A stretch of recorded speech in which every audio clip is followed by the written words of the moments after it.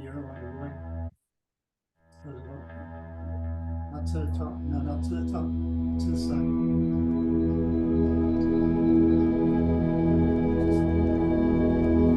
Hello, everyone. Welcome back to Namaste Village and the Namaste Experience. It is Friday. I'm so happy that I can continue to offer these short jumping off points for Reverend Sheila and Vicky and anyone else who is sharing here. And I'm just so grateful to be able to share also the experience that we're having walking through Italy in the footsteps of St. Francis. I know that you are with us. And we'll be doing it again next year, so if you weren't able to make it this year, please join us next year. So, let me offer our new statement, but before we do that, let's do our opening prayer and meditation, our daily affirmation. Please join me. My soul has but one goal, to awaken to the truth that is forever true. My heart has but one desire, to remember the passion of infinite bliss. My mind has but one focus, to embrace the reality that is forever real. I choose to awaken now to the infinite love that is my source. I give everything to this love just as it has given everything to me. I am awake now. So here's the question. How is everyone today? Awake and ready. How feels everyone today? Awake and ready. That's where we are, and that's all we need. We need to be ready for this. We need to be open. We need to allow so that we can dissolve into this infinite ocean of grace. So that being said, let's look at our spiritual cone, these very short, impactful statements that are meant to crack you open. If you just sit with them and drink them in a way that is not intellectual but experiential, they are meant to crack that egoic shell that believes that it's protecting you. Obviously, the ego believes that it has an important role to play in even your awakening. But of course, its only goal is to keep you away from that, to keep you asleep from your hidden divinity, for it to be fully revealed. So let me go ahead and read this statement now. Your attempt to comprehend the concepts of the rational mind has kept you from experiencing the irrational love of God. What does that mean? Let me say it one more time. Your attempt to comprehend the concepts of the rational mind has kept you from experiencing the irrational love of God. That's interesting, the irrational love of God. How could God's love be irrational? And the answer is simple. To the split mind, everything that is held within the mind of God is irrational, just as everything that is held within the ego is irrational to the divine mind, to the whole mind. And so an infinite source of love, unconditional love, never-ending wholeness is completely irrational to the intellectual mind or the ego. And it's when we realize that, it's the realization of how we have kept ourselves from that infinite love, that shell begins to break open, that we're finally able to be released from all of those illusions, all of those concepts, all of those strange ideas that we have held. Suddenly we see them for what they really are. They're nothing.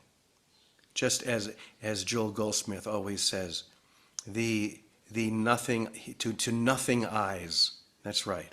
To realize the nothingness, to nothing eyes. These are strange words, but they're meant to bring you to a certain experience where you no longer value nothing. You no longer hold on to that which has given you nothing, has offered you nothing, nothing but illusions, nothing but shadows. So once again, Your attempt to comprehend the concepts of the rational mind has kept you from experiencing the irrational love of God. It's time for the love of God to become completely rational. And that can only come when we realize that the ego's concepts, they are what's completely irrational, because they believe that there is an alternative to this love. There is no alternative to all there is. So let that be the jumping off point. I love you all. Have a great session.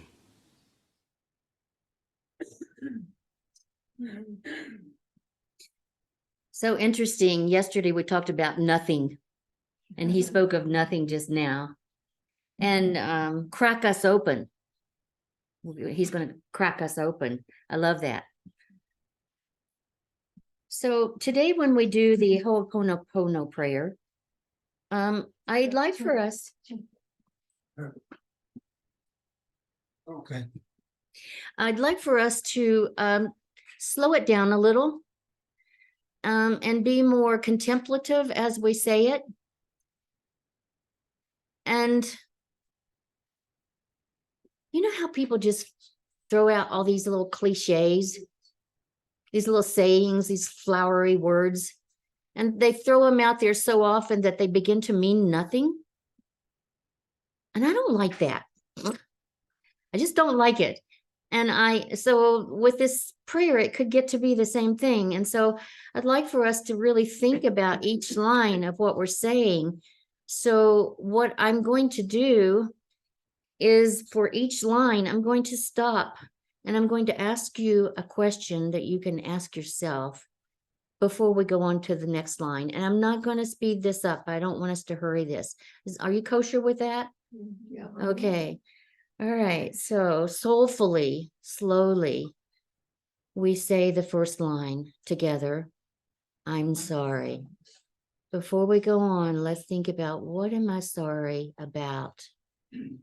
What am I sorry for today?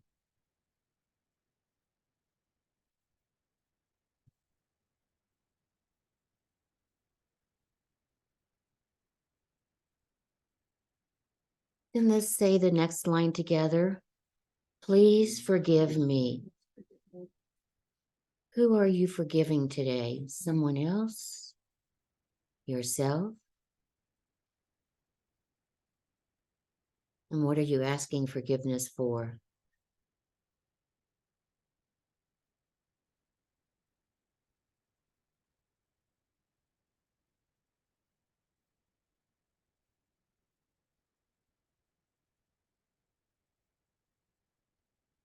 And then the next line, thank you. Let's say it together. Thank you. What are you grateful for in this forgiveness? Assuming that you've now been forgiven or that person has been forgiving, what is your gratitude in that, around that?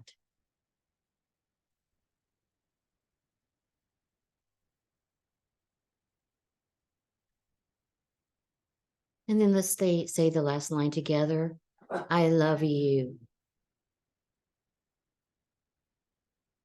Who are you loving? Yourself? Someone else? Both? How's it feel to feel that love?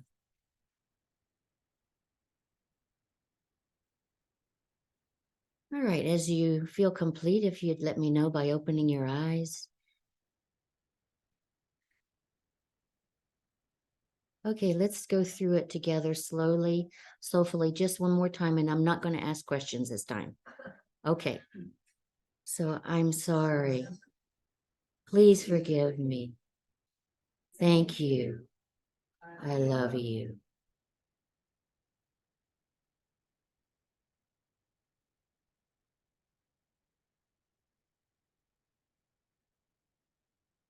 Taking a deep breath now. Wiggle around in your chair. Bring your consciousness back to this present moment, if you would. Yeah.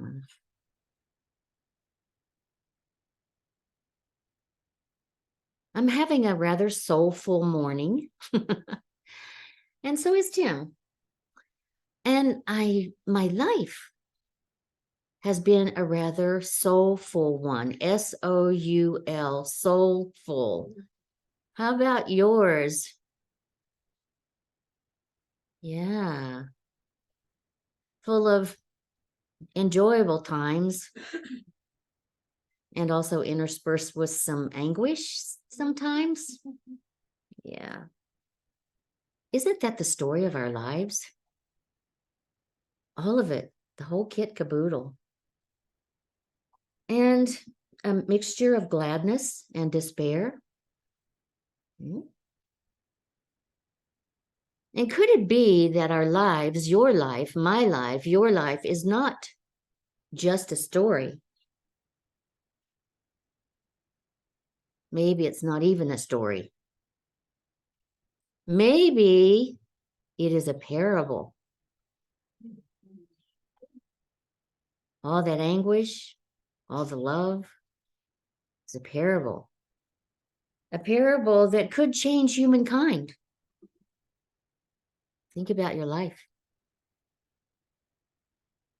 How you lived, how you lost, how you learned, how you grew,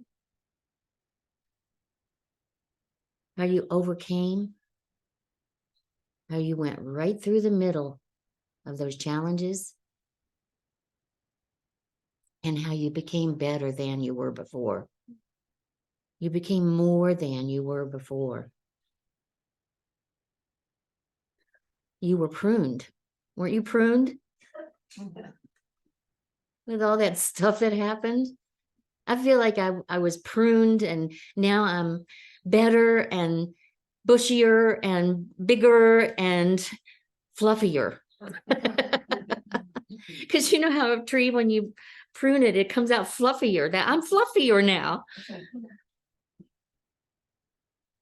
Could it be that your life story, your life parable, is a sacred love story? And I'm attributing this to Reverend Marge Britt she was from California. Now she's living back in Kansas City, Missouri. You know her? Reverend Dr. Marge Britt. Okay. With all the pleasure and the heartbreak mixed in there, a sacred love story. Has your story not been a sacred, soulful love story? A parable? Maybe I said that too many times, or maybe not. Maybe we really need to take that in. So if we view each and every moment of our life as sacred, if we could just do that, it's not so easy though, is it? Says we have hard times, we have challenges, and we don't like that much, do we? We want it to go away. No, I don't want these hard times. So it would be really difficult to see each of those moments as a sacred moment in our life story, in our parable, that's going to change humankind, that you can share with other people. So we don't like it, but there's sometimes a period of lostness in the middle of all that. Do you ever feel confused? Do you ever feel lost? Like, where am I going and what is next? So all the times that you've felt betrayed, or you thought you were betrayed, that you were wronged, that you were violated, all those times, you know those times, don't you? Yeah. So we say often, I've heard that our challenges can be our greatest teachers. You've heard that, right? You agree? Well, what about this? What if love is one of our greatest teachers? What if both of those are true? Yeah. So I'm asking you, can you think of a time when you did feel or experience a comforting love? Think of a time when you did experience a comforting love. Everybody have something in mind? Okay. Just let that feeling, that comfort sear into your heart right now. Just relax into that and feel the juiciness of it. Feel the relief, the peace, that love.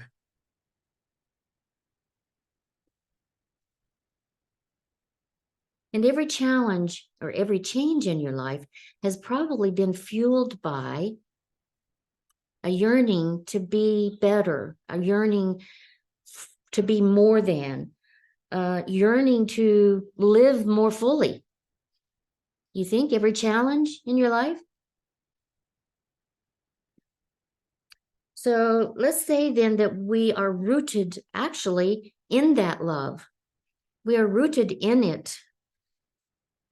Can you grasp that concept of being rooted, steadfast in that love that's in us, that's always been there, always has been, always will be? Like a big oak tree that its roots are deep in the earth and it's rooted.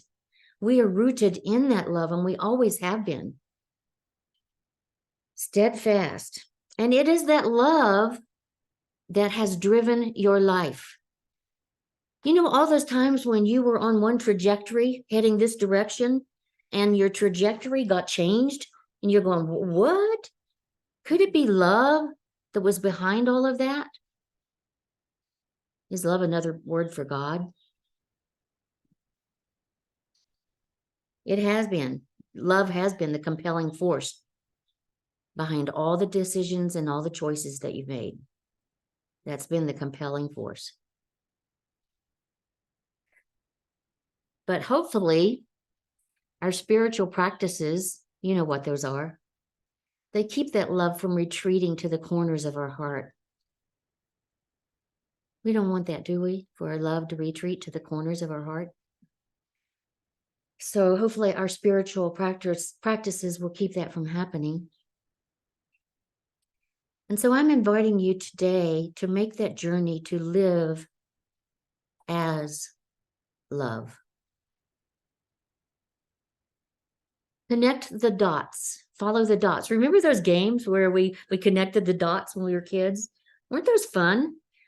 Well, all of these challenges and celebrations in your life, let's connect those dots to make your sacred love story, your parable.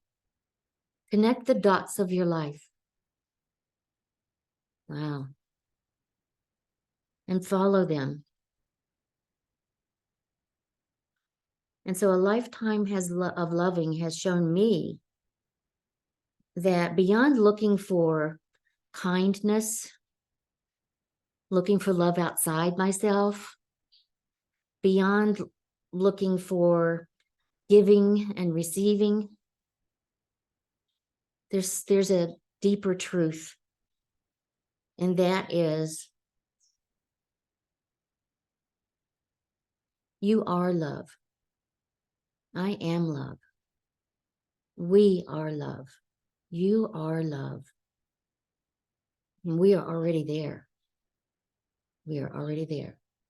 So I'm inviting you to live as love.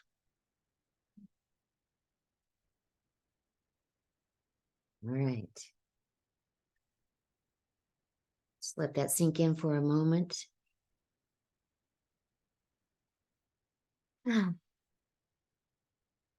And then let's see what Victoria has to say. Victoria? Vicky. Oh, yes, Sheila, I'm right here, my dear. Thank you. And We didn't know thank you what to expect.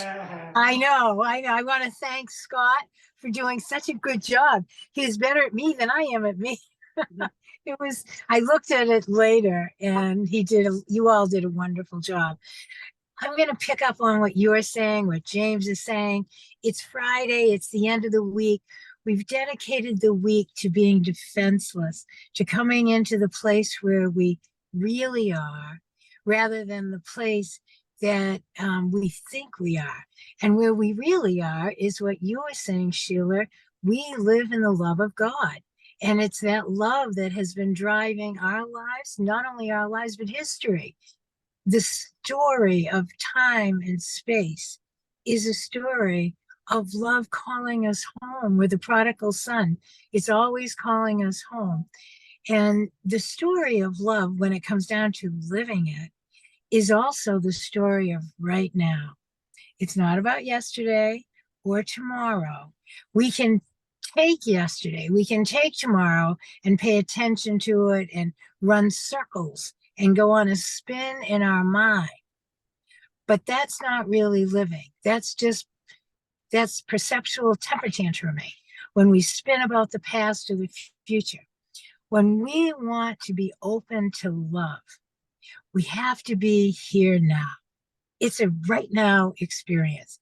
And what James was saying this morning is that it's not understandable to the ego.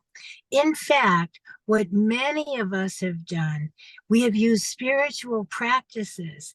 Once we, love is having its way, so it's breaking through in history. The trajectory is to this now moment of major breakthrough that some of us call the second coming, the complete realization of love, Christ consciousness, our soul as our only identity.